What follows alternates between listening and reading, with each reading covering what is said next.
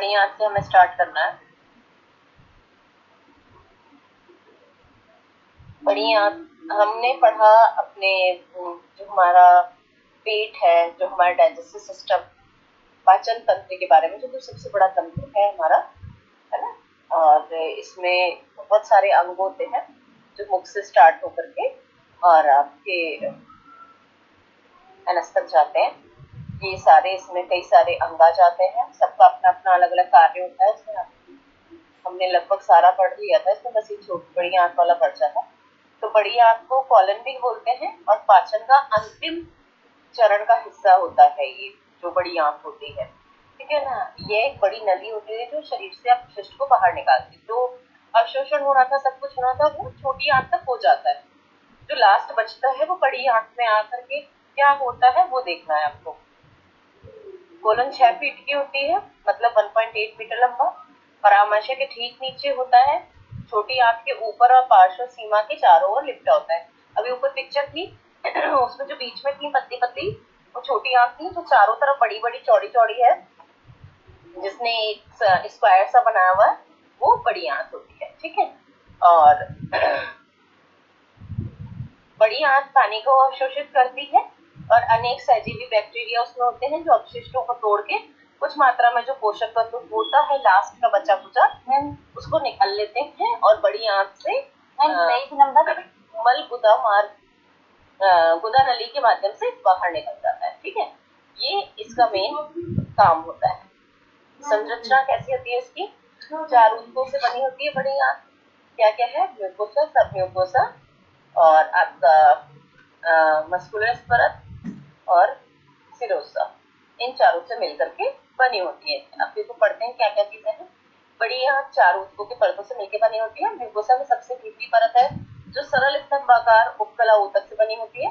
बड़ी आंत की म्यूकोसा चिकनी होती है, इसमें छोटी आंत पाई जाने वाली विली नहीं होती है। कई श्लेष्म ग्रंथियां बड़ी आंत की खोखली ल्यूमेन के में बलगम का स्राव करती है, जो चिकना चिकना एक पदार्थ जैसा रहता है, ताकि वह सतह को चिकना बनाए रखे और इसमें खुरदुरे कणों को से इसको बचाया जा सके, क्योंकि सब तरीके का खाना होता है उसमें। जो सूखा बहुत ज्यादा वैसा होता है, कुरकुरा सा खाना हो, तो वो खुरदुरे पदार्थ से क्या होगा, अगर चिकनापन नहीं बना के रखा गया तो वो उसको घायल कर देगा, वहां पे इंजरीज हो जाएंगी। और अंदर होने का मतलब है कि फिर ब्लीडिंग होना, सब कुछ होना उससे, और आपको फिर खाने पीने में हर चीज में परेशानी होती है, ठीक है। सबम्यूकोसा क्या करती है? सबम्यूकोसा क्या है? इसका पार्ट है। सबम्यूकोसा चारों ओर की रक्तवाहिका और तंत्रिका और संयोजी ऊतक की परत होती है, जिसे सबम्यूकोसा के रूप में जाना जाता है, जो बड़ी आंत की अन्य परतों को सहारा देती है। मस्कुलर परत क्या है? वो सबम्यूकोसा को घेरती है और इसके आंत की मांसपेशी कोशिकाओं की कई परतें होती हैं, जो कि बड़ी आंत को संकुचित और गतिमान करती है। संकुचन वाला मैंने बताया ना, जैसे खाना सब जगह से चलता है, सेम वो ही कंडीशन इसमें भी होती है बड़ी आंत में। वो संकुचित होके ऐसे से, जैसे आगे करा ऐसे करा, फिर आगे ऐसे आगे आगे आगे आगे बढ़ता जाता है, ठीक है, गति बनाने में। पेशी पटल की चिकनी मांसपेशी बैंडों से गुजरकर निरंतर संकुचन के कारण बड़ी आंत में गांठदार थैलीनुमा संरचनाएं बनती है, जिन्हें हॉस्ट्रा के नाम से जाना जाता है। इसमें जो संरचनाएं बनती है उसके बारे में बताया, उसको हॉस्ट्रा बोलते हैं। देखो ये दिखा रखा है पूरा पिक्चर जो है, उसमें सारी चीजें क्लियर आउट है। सिरोसा बड़ी आंत या बृहद आंत की सबसे बाहरी परत बनाता है और सिरोसा सरल स्कैमस उपकला ऊतक की पतली परत होती है, जो कि बड़ी आंत की सतह को चिकना बनाए रखने के लिए जलीय सीरस द्रव का स्राव करती है और इसे पेट के अंगों और आसपास की मांसपेशियों और निचली धड़ की हड्डियों के बीच घर्षण से बचाती है। 2 तरह की जुड़ ठीक है। रक्त की आपूर्ति कैसे होती है? बृहद आंत को धमनी की आपूर्ति श्रेष्ठ मेसेंट्रिक धमनी और ओवर मेसेंट्रिक धमनी की शाखाओं से होती है। शिरा परत जल निकासी और आमतौर पर बृहद आंत की धमनी आपूर्ति को प्रतिबंधित करता है, जिसमें निचला भाग होता है मेसेंटेरिक, प्लीहा शिरा में जाने वाली शिरा, प्लीहा शिरा से जुड़ने वाली और मध्य मेसेंटेरिक शिरा का निर्माण होता है, या जो फिर यकृत में प्रवेश करती है। बड़ी आंत के कार्य: जल और खनिज आयनों जैसे सोडियम क्लोराइड का पुनः अवशोषण करती है यहाँ पे वो, और मल का निर्माण करती है, और अस्थायी भंडारण, मतलब अस्थायी होता है भंडारण तो पहुंचाता है नीचे। अपचनीय पदार्थों का जीवाणु किण्वन, मतलब उसका वेस्ट के रूप में विकास जो करा जाता है वो, जो पदार्थ आपको पचा नहीं है। मलाशय, ठीक है। मलाशय निचले जठरांग का एक हिस्सा होता है, सबका एक हिस्सा होता है। मलाशय की खोखली पेशी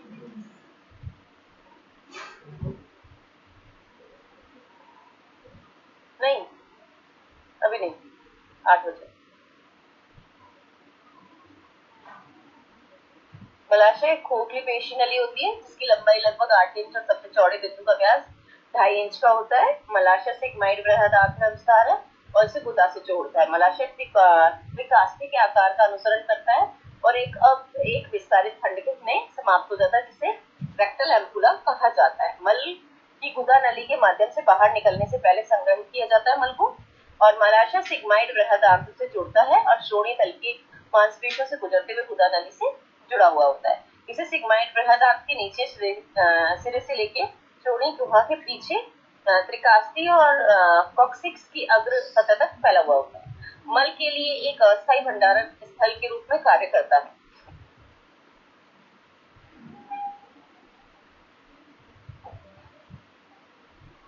गुदा नलिका, गुदा पाचन तंत्र का अंतिम भाग है। गुदा नलिका पहले नियम के गुदा त्रिकोण के भीतर दाएं और बाएं स्पोनल फोसा के बीच स्थित होती है। ये जठरांग मार्ग का अंतिम खंड होता है। लास्ट पार्ट जो होता है वो गुदा नलिका होती है, ठीक है। इसकी लंबाई लगभग 4 सेंटीमीटर की होती है। गुदा नली मलाशय के विस्तार के रूप में शुरू होती है और नीचे से होते हुए गुदा में समाप्त हो जाती है। गुदा, यह 2 इंच की लंबी नली है और इसमें पेल्विक तल की मांसपेशियां और 2 आंतरिक और बाह्य गुदा स्फिंक्टर्स होते हैं। ऊपरी गुदा की परत मलाशय की सामग्री को पता लगाने के लिए विशेषीकृत होती है। मल का निष्कासन शौच कहलाता है। तो गुदा का प्राथमिक कार्य पाचन अपशिष्ट को शरीर से बाहर निकालने का होता है। अब ये जिगर के बारे में आते हैं। जिगर किसको हम बोलते हैं? लिवर जो होता है आपका यकृत, इसे जिगर भी बोलते हैं, यकृत भी बोलते हैं, इसको लिवर भी बोलते हैं, जिसका बहुत बड़ा कार्य होता है और साइलेंटली वो आपको जिंदा रखने का कार्य कर रहा होता है। और वो तब तक नहीं चीखता चिल्लाता है जब तक कि उसकी स्थिति लगभग 10% तक नहीं आ जाती है। और उसकी भी बात, आपको एक बहुत बड़ी बात बताती हूँ मैं, जो कि हमारे शरीर की जटिल संरचना को प्रदर्शित करती है कि अगर वो 10-20% अगर बचा हुआ है तो बाकी सब खराब हो चुका है, तो वो भी वापस अपने आप को पूरा न्यू बना लेता है या अंदर की सारी सेल्स को रिन्यू कर देता है, अगर हम उसके तरीके से काम करें और उसको टाइम में और उसके फुली डिटॉक्सिफिकेशन अगर करें तो ये पूरी तरह से वापस रिजनरेट हो जाता है, मतलब नया बन जाता है। यकृत पाचन तंत्र का एक त्रिकोणीय सहायक अंग है जो पेट के दाहिनी ओर स्थित होता है, ठीक है।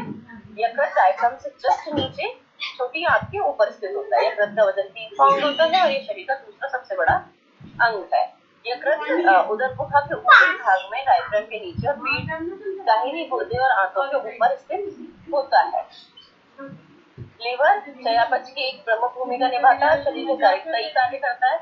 इसमें ग्लाइकोजन भंडारण, प्लाज्मा प्रोटीन संश्लेषण और दवा विसरण शामिल है। ये पित्त भी बनाता है जो पाचन के लिए महत्वपूर्ण होता है और ये 2 बड़ी रक्त वाहिकाओं यकृत धमनी और पोर्टल शिरा से जुड़ा होता है। देखो त्रिकोण आकृति देख ली आपने, और किस किस से कैसे कैसे जुड़ा है वो भी पूरा इसमें आपको दिखाई दे रहा है। लाल, ये गहरे लाल भूरे रंग का शंकु का आकार का होता है। इसका वजन 3 पाउंड होता है, पहले बता दिया। यकृत को रक्त की आपूर्ति करने वाले 2 अलग अलग स्रोत होते हैं। ऑक्सीजन युक्त रक्त धमनी से प्रवाहित होता है, पोषक तत्वों से भरपूर रक्त यकृत पोर्टल शिरा से होकर के प्रवाहित होता है, क्योंकि शरीर की सफाई करने का काम कौन करता है? आपका यकृत। किसी भी समय शरीर की रक्त आपूर्ति का लगभग 13% हिस्सा लिवर में होता है। और लिवर के 2 मुख्य भाग होते हैं, 8 खंडों से मिलकर बने होते हैं। इनमें 1000 लॉब्यूल्स छोटे लोब होते हैं और ये ट्यूब से जुड़े होते हैं और बड़ी नलिकाओं से जुड़कर कॉमन हेपेटिक डक्ट बनाते हैं। कॉमन हेपेटिक डक्ट लीवर कोशिकाओं द्वारा बनाए गए पित्त को कॉमन पित्त नली के माध्यम से पित्ताशय, ग्रहणी और छोटी आंत का पहला भाग जो होता है वहां तक पहुंचा दिया जाता है। ये 2 भागों में विभाजित होता है, दायां हिस्सा और बायां हिस्सा, ठीक है। दायां लोब पित्ताशय कोशिका और यकृत की आंतरिक सतह पर अवर वेना कावा कोशिका द्वारा अन्य लोबों से अलग होता है। लिगामेंट्स के जुड़ाव द्वारा इन दोनों लोबों से अलग होता है टेरेस और लिगामेंट के लिए दरारें टेरेस और लिगामेंट वेनोसम लिगामेंट के लिए विदर के बीच ही स्थित होता है। वेनोसम और वेना कावा के लिए फोसा। ठीक है। सामान्य रोगियों में चतुर्भुज लोब आंशिक रूप से पित्ताशय द्वारा ढका होता है। क्या हो गया? देखो पानी ना दे। क्यों कर रही हो ये सब? पानी क्यों डाल रही हो? अभी देखो फालतू परेशान कर रही हैं। अंतिम रूप से ये लिगामेंट के लिए विदर के बीच स्थित होता है। टेरेस और पित्ताशय कोशिका। प्रत्येक लोग अपनी धमनी शिरा आपूर्ति और अपनी पित्त जल निकासी की होती है। सभी लोग सामान्य रूप से समान कार्य करते हैं। प्रत्येक लोब लाखों यकृत कोशिकाओं से बना और ये जो यकृत की मूल चयापचय कोशिकाएं होती हैं हेपेटोसाइट्स यकृत की मुख्य ऊतक कोशिकाएं होती हैं। ठीक है। चयापचय मतलब मेटाबॉलिज्म फुली उसी से आपका चलता है। हम कहते हैं ना कि मेटाबॉलिक डिसऑर्डर हो गए या मेटाबॉलिक डिजीज है ये, जिसके अंदर हम कहते हैं कि शरीर की चयापचय क्रियाएं होती हैं मेटाबॉलिक रिएक्शंस या मेटाबॉलिक रिएक्शंस है ना, वो जो काम करना है आपका मेटाबॉलिक क्रियाएं किस तरीके से आपकी बॉडी में काम कर रही है। अगर आपका मेटाबॉलिज्म खराब हो गया तो मेटाबॉलिज्म कब खराब होता है?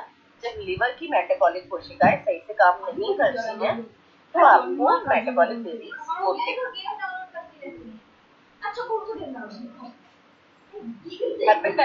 हेपेटोसाइट यकृत की मुख्य ऊतक कोशिका है और यकृत कोशिका द्रव्यमान का 70 से 80% हिस्सा बनाती है।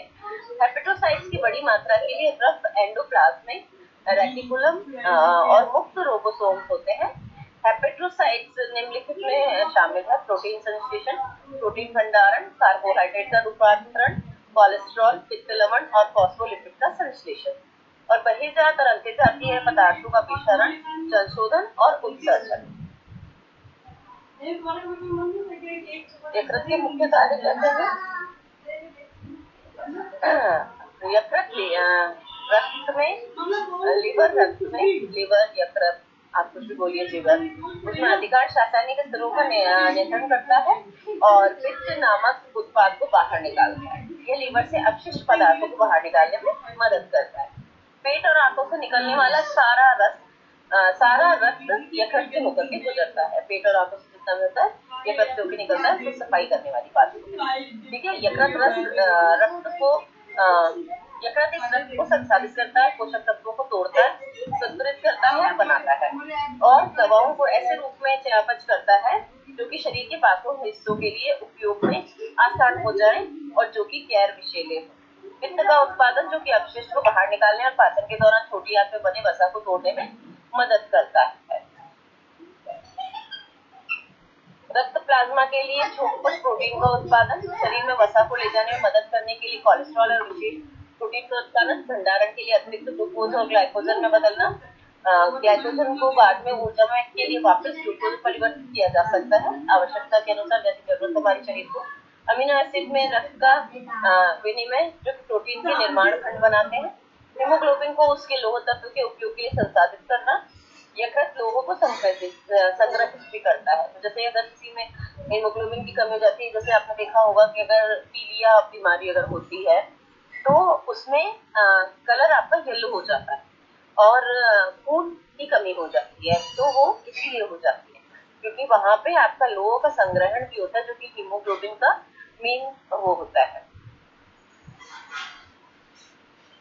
और हीमोग्लोबिन धीरे धीरे डाउन होता चला जाता है आपका और आपका कलर येलो हो जाता है।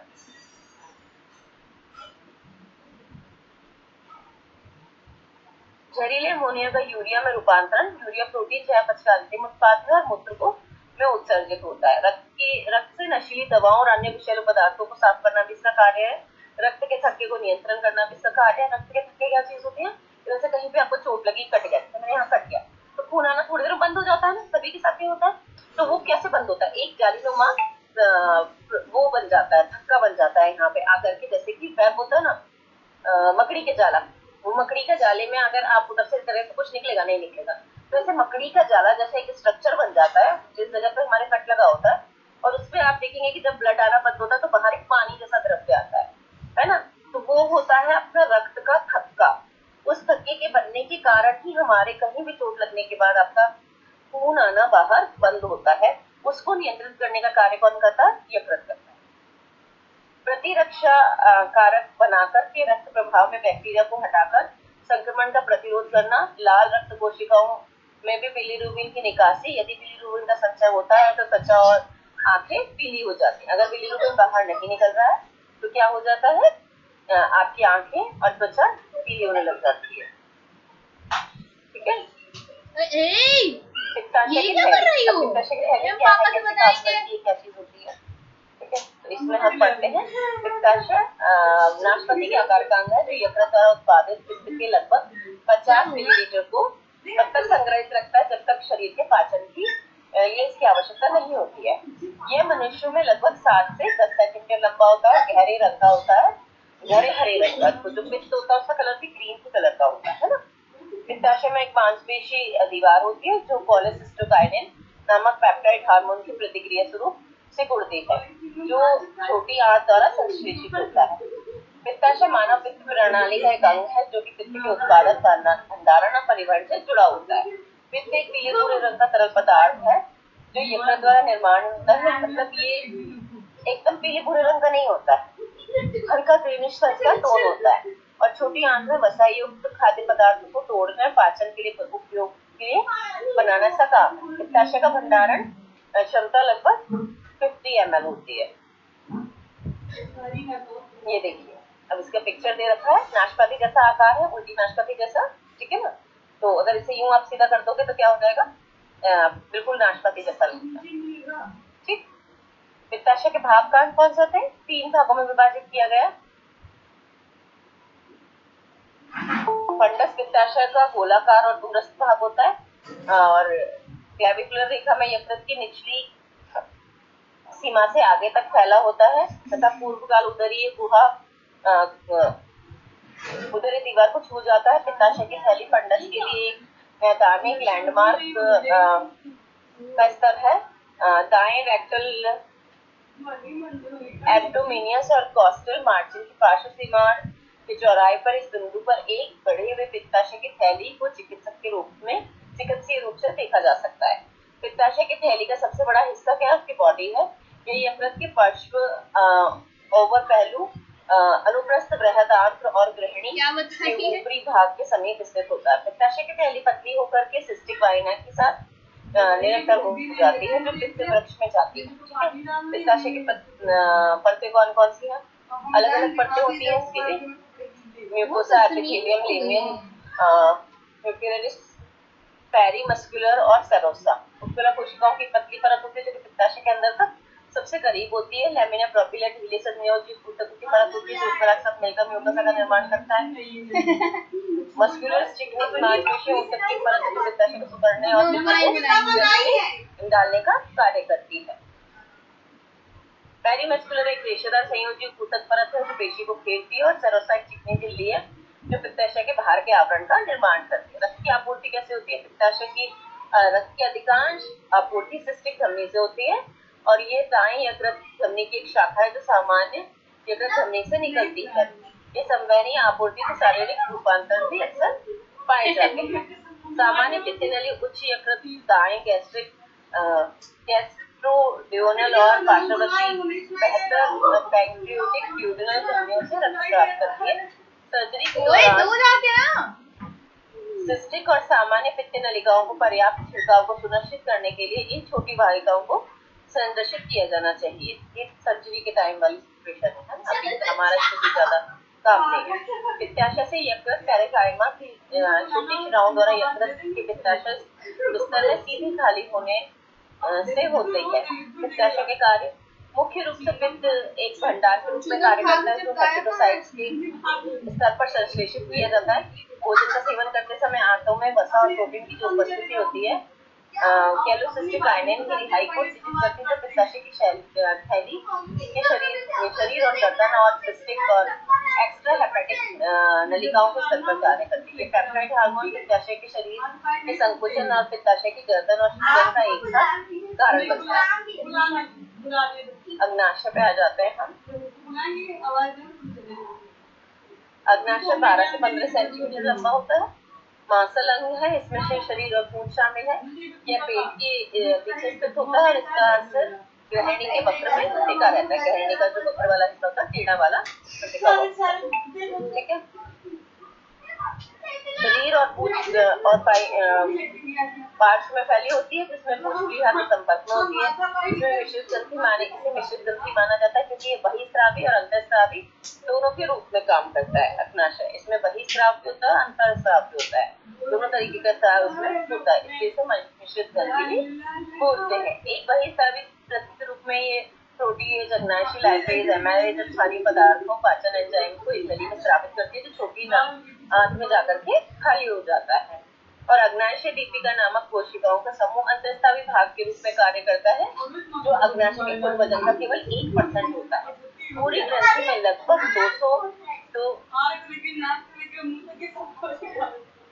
2 लाख से लेके 20 लाख तक अग्नाशयी दीपिकाएं फैली होती हैं। इन द्वीपों में कोशिकाएं के 4 विशेष समूह पाए जाते हैं। इन्हें अल्फा, बीटा, डेल्टा और एफ कोशिकाएं कहते हैं। ठीक है, ये देखो, इसका आप अगर देखते हो तो आपको दिखाई देगी, इसकी पिक्चर बता रखी है। लैंगरहैंस दीपिकाओं द्वारा इसमें ये अलग अलग होती है। ठीक है ना। अल्फा कोशिकाएं ग्लूकागॉन हार्मोन का संश्लेषण करती है, भंडारण और स्रावण करती हैं। बीटा कोशिकाएं इंसुलिन का उत्पाद करती हैं। डेल्टा कोशिकाएं सोमेटोटेस्टिन का स्राव करती हैं। एफ कोशिकाएं अग्नाशयी पॉलीपेप्टाइड का स्राव करती हैं, जो भोजन के बाद रक्त प्रवाह में छोड़ दिया जाता है। और एक अंतःस्रावी तंत्र के रूप में ये पॉलीपेप्टाइड पाया जाता है, जिसका कार्य अभी तक कुछ विशेष नहीं पता चला। जब रक्त में इंसुलिन का क्या काम है? ठीक है, अगर ये भी सही से काम नहीं करता तो हमें क्या होता है? डायबिटीज होता है। इंसुलिन, जब रक्त में ग्लूकोज का स्तर बढ़ जाता है तो रक्त में ग्लूकोज की सांद्रता को कम करने के लिए इंसुलिन का उत्पादन किया जाता है। यह प्लाज्मा झिल्ली के पार ग्लूकोज परिवहन को सुगम बनाता है।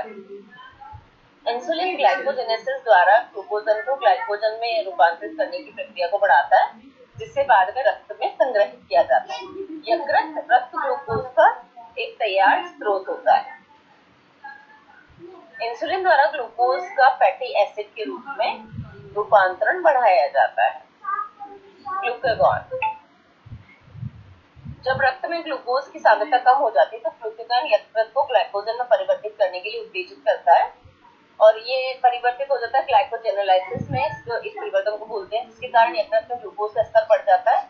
ये ग्लाइकोजेनेसिस गैर कार्बोहाइड्रेट स्रोतों से ग्लूकोज का निर्माण को उत्तेजित करता है। ठीक है, वसा ऊतकों से फैटी एसिड और ग्लिसरॉल का स्राव भी ग्लूकागॉन द्वारा प्रेरित किया जाता है। 2 हार्मोन इंसुलिन और ग्लूकागॉन एक दूसरे के विरोधी तरीके से काम करते हैं, लेकिन सामान्य रक्त ग्लूकोज सांद्रता को बनाए रखने के लिए मिलकर काम करते हैं। सोमेटोस्टेनिन, अल्फा कोशिका और बीटा कोशिकाओं का कार्य क्या होता है? सोमेटोस्टेनिन द्वारा नियंत्रित होता है। ये प्रति हार्मोन अवरोधक हार्मोन है, जो ग्लूकागॉन और इंसुलिन दोनों के स्राव को भी रोकता है। पाचन प्रक्रिया क्या है? देखिए कितना बड़ा है पाचन तंत्र, 2 पढ़ लिया और अभी तो चल ही रहा है। पाचन क्रिया भोजन गैस्ट्रोइंटेस्टाइनल ट्रैक्ट से, मतलब जीआई से होकर गुजरता है और पेरिस्टालिसिस नामक प्रक्रिया द्वारा गुजरता है। ठीक है, जीआई पथ के बड़े खोखले अंगों में मांसपेशियों की परत होती है, जिनकी दीवारों में को हिलने में सक्षम बनाती है, मतलब गति उसकी दीवारों को, क्योंकि वो कैसी होती है? लचीली होती है, सक्षम बनाती है। गति भोजन और तरल की जीआई पथ के माध्यम से धकेलती है और प्रत्येक अंग के भीतर सामग्री को मिलाती है, अंदर चर्निंग भी चलती रहती है। मुंह भोजन के पीछे की मांसपेशियों को सिकुड़ती है और भोजन को आगे की ओर दबाती है, जो कि भोजन के सामने मांसपेशी शिथिल हो जाती है, ताकि भोजन आगे बढ़ सके। जब हम खाना खाते हैं तो भोजन जठरांत्रीय मार्ग से होकर गुजरना शुरू हो जाता है, और जब हम निगलते हैं तो हमारी जीभ भोजन को हमारे गले में धकेल देती है। तो हर एक अंग का एक एक स्पेशल कार्य है जो वो करते जाते हैं, और आगे आगे आगे आगे ये बढ़ता जाता है। ऊतक का एक छोटा सा टुकड़ा है जो एपिग्लॉटिस कहा जाता है, श्वास नली के ऊपर मुड़ जाता है, जिससे भोजन घुटन से बच जाता है और अन्य जो नली होती है हमारी यहाँ उसमें चला जाता है। जो हड्डी द्वार जिसे हम बोलते हैं एपिग्लॉटिस, वो एक से दूसरे के ऊपर चला जाता है। घेंगा एक बार निगलना शुरू करने के बाद यह प्रक्रिया स्वचालित हो जाती है। हमारा मस्तिष्क ग्रास नली की मांसपेशियों को संकेत देता है और क्रमानुकुंचन शुरू हो जाता है। लोअर एसोफेजियल स्फिंक्टर, जब भोजन ग्रास नली के अंत में पहुंचता है तो निचली ग्रास नली स्फिंक्टर नामक अंगूठी जैसी मांसपेशी शिथिल हो जाती है और भोजन को आमाशय में जाने देती है। स्फिंक्टर आमतौर पर बंद रहता है ताकि हमारे पेट में मौजूद जो भोजन है वो वापस ना आए। ठीक है, छल्ले के आकार का होता है, रिंग जैसा। पेट हमारे भोजन में प्रवेश करने के बाद पेट की मांसपेशियां भोजन और तरल को पाचक रसों के साथ मिलाती हैं। पेट धीरे धीरे अपनी सामग्री जिसे काइम कहते हैं वो हमारी छोटी आंत में खाली कर देता है। छोटी आंत क्या करती है? छोटी आंत की मांसपेशियां भोजन को अग्नाशय, यकृत और आंत से आने वाले पाचक रसों के साथ मिलाती हैं और मिश्रण को आगे पाचन के लिए धीरे धीरे धकेलती जाती है। छोटी आंत की दीवारें पानी और पचने वाले पोषक तत्वों को अवशोषित भी करती जाती है और रक्त प्रवाह में डालती जाती है। जैसे क्रमानुकुंचन जारी रहता है, पाचन की प्रक्रिया, अपशिष्ट उत्पाद बड़ी आंत में चले जाते हैं। ठीक है, जैसे आगे आगे बढ़ता गया अवशोषित हो गया, होता गया आगे बढ़ता। और मैंने बताया ना कितने मीटर लंबी होती है, ये बहुत बड़ी होती है। तो इतनी देर में सारा अवशोषण भी हो जाता है, सब तरीके के एंजाइम, रस वगैरह भी मिल जाते हैं, पानी वगैरह, ये सारी चीजें जो भी कुछ होता है वो सब मिल करके उसे कर लेता है। छोटी आंत की दीवारें सारी चीजें अवशोषित कर लेती है और लास्ट में ये बड़ी आंत में धकेल दिया जाता है। मलाशय, पाचन क्रिया से निकलने वाले अपशिष्ट उत्पादन में भोजन के अपचित हिस्से, तरल पदार्थ और हमारे जठरांत की परत से पुरानी कोशिकाएं शामिल हैं। बड़ी आंत पानी को अवशोषित करती है और अपशिष्ट को तरल से मल में बदल देती है। पेरिसिस्टलिस मल को आपके मलाशय में ले जाने में मदद करता है। हमारी बड़ी आंत का निचला हिस्सा मलाशय मल को तब तक संग्रहित रखता है जब तक कि वह मल त्याग के दौरान मल को हमारे गुदा से बाहर नहीं निकाल देता है। अब आ गया हमारे कार्डियोवैस्कुलर सिस्टम, हमारा परिसंचरण तंत्र, जो कि क्या है? हमारा परिसंचरण तंत्र है हमारा हृदय, जिसमें हृदय की सारी वाहिनियां वगैरह कि हमारे कौन कौन से किस तरीके से काम करता है, कैसे खून आ रहा है जा रहा है उस तरीके से काम करता है, किस तरीके से अपशिष्ट पदार्थ जो उसमें ब्लड के अंदर है वो निकाले जाते हैं, पाचन तंत्र से जो पोषक तत्व आते हैं उनको खून के माध्यम से कैसे बॉडी में हर जगह पहुंचाना है, ये काम करता है।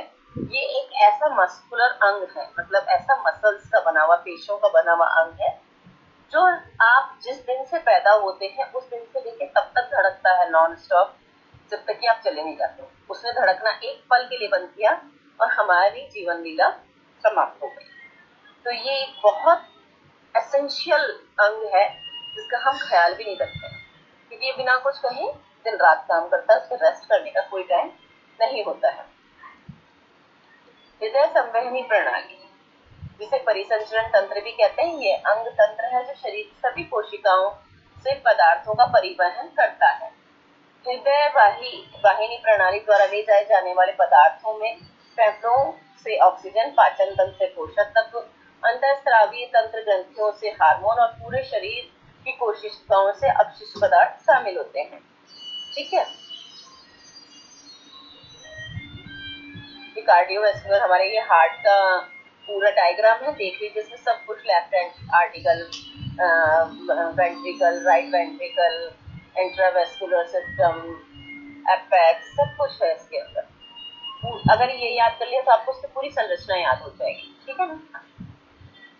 अरोटा क्या है, कौन सा वाल्व है, पल्मोनरी वेन और आर्टरीज कौन सी हैं, ठीक है, राइट आर्टरियम कौन सा है, लेफ्ट आर्टरियम कौन सा है, लोब्स कौन से हैं, ये सारा इसके अंदर एक चित्र में आपको पूरी संरचना मिल गई है। इसकी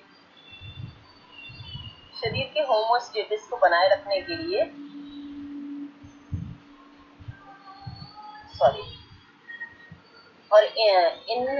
और कई भी सामग्रियों को परिवहन करना आवश्यक होता है।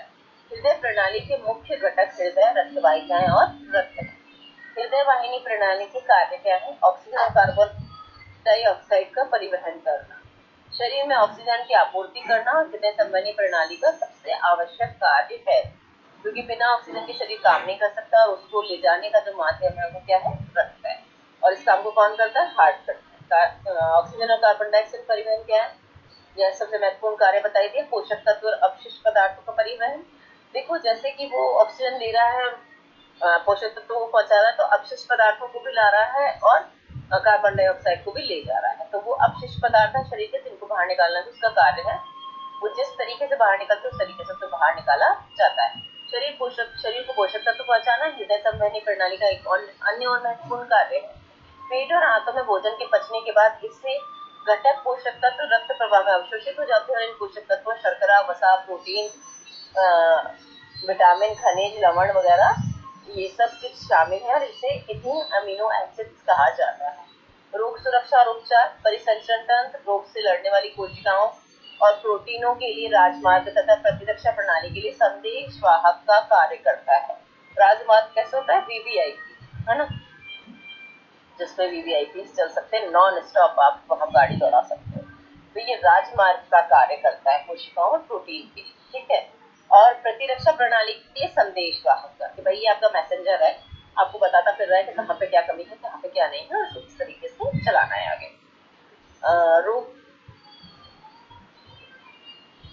प्रतिरक्षा प्रणाली के लिए कोशिका, जिन्हें श्वेत रक्त कोशिकाएं कहा जाता है, ये क्या है? हमारा डिफेंस सिस्टम होता है। जो श्वेत रक्त कोशिकाएं डिफेंस सिस्टम है ये हमारा। आक्रमणकारी कीटाणुओं की तलाश में रहती है, शरीर में गश्त करती है, मतलब जो कहे ना कि आपके शरीर की ये वो पुलिस है जो हर जगह आपके बॉर्डर्स पे और सब जगह पे है, और हर जगह पे अपनी एक पेट्रोलिंग होती है ना, जैसे पुलिस की ऐसी पेट्रोलिंग करती है कि कहाँ पे कौन सी बीमारी के कौन से कीटाणु है, किस चीज को खाना है, किस चीज को कैसे खत्म करना है। यदि कोई संक्रमण होता है तो कोशिकाएं रासायनिक अलार्म भेजती है और रक्त प्रवाह के माध्यम से ये यात्रा करती है, और जो बाद में संक्रमण से लड़ने वाली कोशिकाओं को संक्रमण के स्थान पे पहुंचा देती है कि कौन सी सेल चाहिए इस संक्रमण से लड़ने के लिए, तो उन्हीं को वहां पे पहुंचा दिया है। हार्मोन वितरण कैसे होता है? हार्मोन अंतःस्रावी ग्रंथियों द्वारा उत्पादित रासायनिक संदेशवाहक होते हैं जो दूरस्थ अंगों को प्रभावित करते हैं। हृदय वाहिनी प्रणाली, अंतःस्रावी प्रणाली, ग्रंथि और उनके द्वारा हार्मोनों के माध्यम से नियंत्रित अंगों और ऊतकों के बीच परिवहन कनेक्शन भी होता है।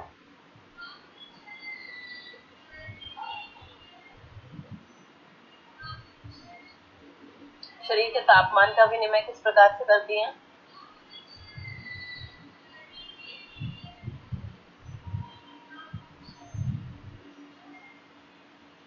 जल्दी अगर तो शरीर के तापमान का विनिमय हृदय वाहिनी प्रणाली का एक अक्सर देखा जाने वाला लेकिन महत्वपूर्ण कार्य है। मानव शरीर का इष्टतम कार्य अपेक्षाकृत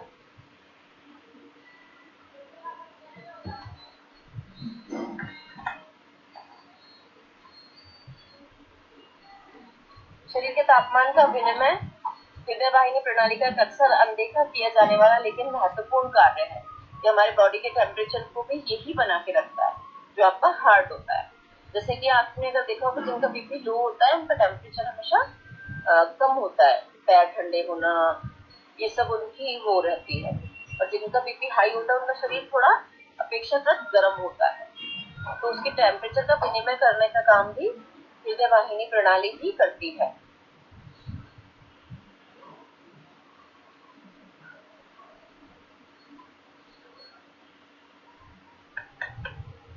मानव शरीर का इष्टतम कार्य अपेक्षाकृत संकीर्ण तापमान सीमा के भीतर होता है। इसमें कड़ाई से विनियमित किया जाता है और शरीर का तापमान बढ़ने लगता है और शरीर की सतह के पास रक्त वाहिकाएं फैल जाती है। इसमें उनका आकार बढ़ जाता है। शरीर की त्वचा के सामान्य त्वचा के माध्यम से अतिरिक्त गर्मी से छुटकारा पाने में मदद दिलाती है। मानव लसिका तंत्र, लसिका तंत्र लसिका वाहिनियों का बना होता है जो रक्त वाहिनी और लिम्फ नोड्स के साथ यात्रा करते हैं। यहाँ प्रतिरक्षा कोशिकाएं उत्पन्न होती हैं और लसिका तंत्र एक स्पष्ट तरल पदार्थ लौटाता है जिसे लसिका कहा जाता है। लसिका का निर्माण रक्त वाहिकाओं द्वारा तरल पदार्थों की छोटी मात्रा में आसपास के ऊतकों में रिसाव से होता है। लसिका तंत्र आंत में अवशोषित वसा का परिवहन भी करता है, प्रतिरक्षी कोशिकाओं को शरीर में एक स्थान से दूसरे स्थान तक भी ले जाता है। लसिका तंत्र के कार्य क्या है? शरीर के ऊतकों से अतिरिक्त तरल पदार्थों को इकट्ठा करना और रक्त प्रवाह में वापस ले जाना। मैं कहते हैं ना कि अगर आपका लसिका तंत्र प्रॉपर्ली काम नहीं करेगा, लिम्फ नहीं होगा, लिम्फ बाहर नहीं निकलेगा, तो लिम्फ नोड्स वगैरह बॉडी में बनने स्टार्ट हो जाते हैं, जगह जगह शरीर में गांठें भी बनने लग जाती हैं। लिम्फ नोड्स में गांठें, लिम्फ की गांठें जो इजीली टूट तो जाती हैं, पर उसका बाहर निकलना लिम्फ का बहुत जरूरी जो नेचुरल सिस्टम होता है। शरीर में स्वस्थ तरल पदार्थ के स्तर का समर्थन करता है। लसिका प्रणाली के तरल पदार्थ और अपशिष्ट उत्पादों और असामान्य कोशिकाओं को भी छानती है। देखिए इसके अंदर पिक्चर दिखा रखी है, इसमें सारा सब कुछ लिम्फ नोड्स वगैरह सब दे रखा है, थोरेसिक गट है, स्प्लीन है, ये सारा पूरा डायग्राम दे रखा है। शरीर का वसा अवशोषित करने में सहायता करता है। अधिकांश पोषक तत्व कोशिकाओं की दीवारों में मौजूद छोटे छोटे छिद्रों से होकर गुजरते हैं और फिर शरीर उन्हें अवशोषित करके इस्तेमाल कर सकता है। लेकिन कुछ वसा और अन्य अणु इतने बड़े होते हैं कि वे इस तरह से गुजर नहीं सकते। लसिका तंत्र आंतों से तरल पदार्थ एकत्रित करता है, उसमें ये अणु होते हैं और ये वापस रक्त प्रवाह में पहुंच जाता है। मानव शरीर की शारीरिक शब्दावली का संगठन और परीक्षण। आक्रमणकारियों के विरुद्ध शरीर की रक्षा करना। लसिका तंत्र हमारी प्रतिरक्षा प्रणाली का हिस्सा है। यह लिम्फोसाइट्स और अन्य प्रतिरोधी कोशिकाओं का उत्पादन और उत्सर्जन करता है। ये कोशिकाएं मानव शरीर में प्रवेश करने वाले बैक्टीरिया, वायरस, परजीवी, कवक जैसे आक्रमणकारियों को ढूंढती है और उन्हें नष्ट कर देती है। देखिए पिक्चर भी रखी है, इसमें हमारे सारी वेन्स वगैरह का यहाँ पे डायग्राम दे रखा है।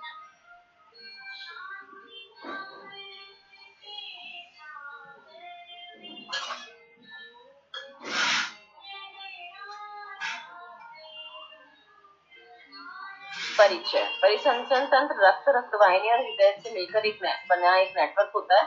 परिसंचरण तंत्र रक्त वाहिनियों का बना होता है जो कि रक्त को हृदय से दूर हृदय की ओर ले जाता है। रक्त धमनियों को हृदय से दूर ले जाती है और शिराएं रक्त को हृदय से वापस ले आती है। परिसंचरण तंत्र ऑक्सीजन, पोषक तत्व और हार्मोनों को कोशिकाओं तक पहुंचाता है और कार्बन डाइऑक्साइड जैसे अपशिष्ट पदार्थों को बाहर निकालता है।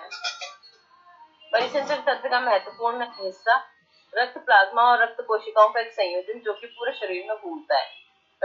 रक्त शरीर में पीएच, तापमान और ऑसमैटिक दबाव, पोषक तत्वों का संचलन और अपशिष्ट को हटाने, अंतःस्रावी ग्रंथियों के से हार्मोन का वितरण और अतिरिक्त गर्मी को खत्म करने के लिए महत्वपूर्ण है। इसमें रक्त के थक्के जमने के लिए भी जरूरी घटक होते हैं।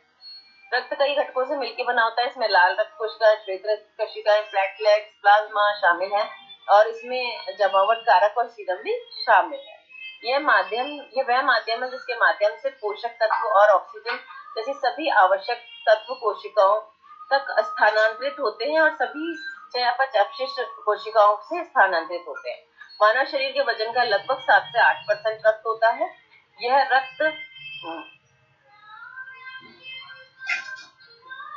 के अध्ययन को हेमेटोलॉजी कहा जाता है। रक्त की भौतिक विशेषताएं क्या क्या है? रक्त की श्यानता, विशिष्ट गुण, गुरुत्व, ऑस्मैटिक दबाव, रक्त का परिसंचरण और परिवहन, रक्त ऊतकों के बीच तरल पदार्थों के आदान प्रदान पर महत्वपूर्ण प्रभाव डालता है। रक्त लाल रंग का होता है और इसके किसके कारण होता है? हीमोग्लोबिन की उपस्थिति के कारण होता है। कुल शरीर का 7 to 8% होता है। रक्त की मात्रा 4 से 5 लीटर होती है महिला में और 4 से 6 लीटर होती है पुरुषों के अंदर।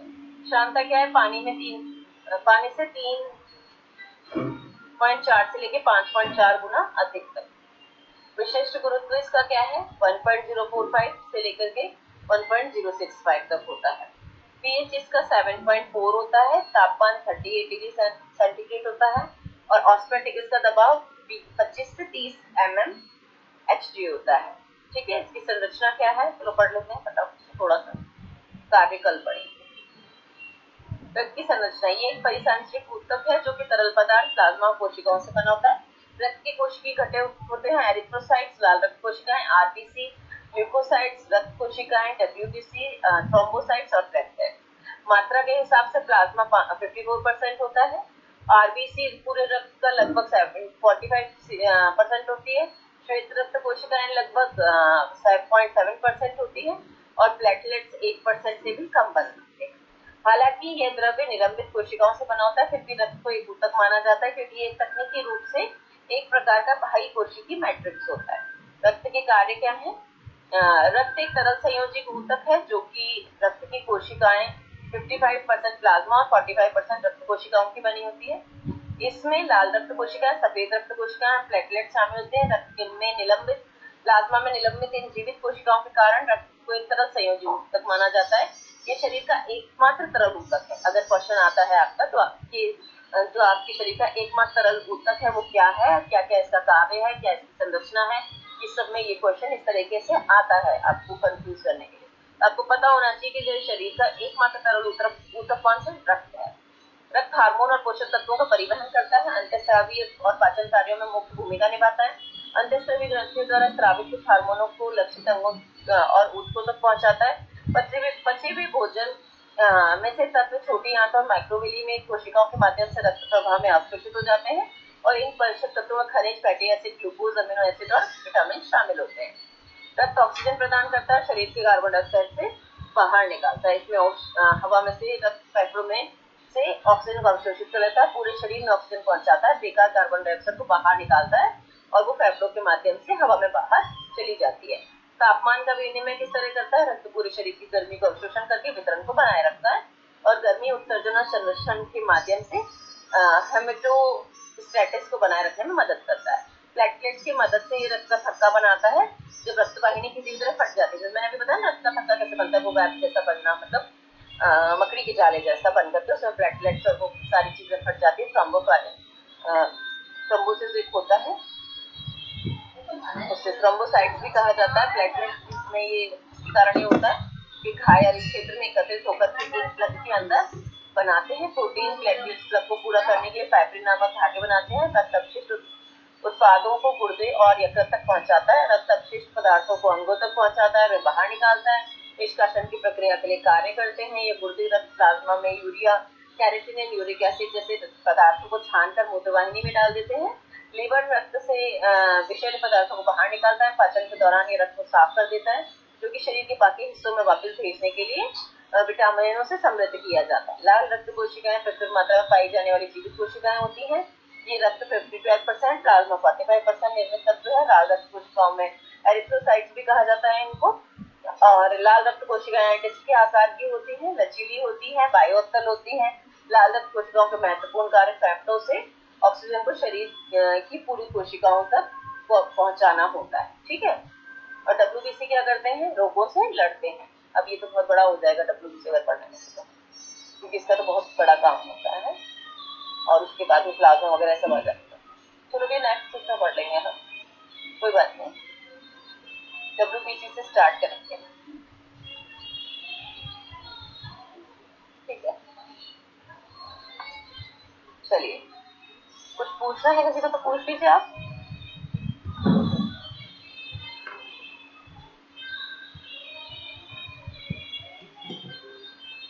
किसी को कोई क्वेश्चन है?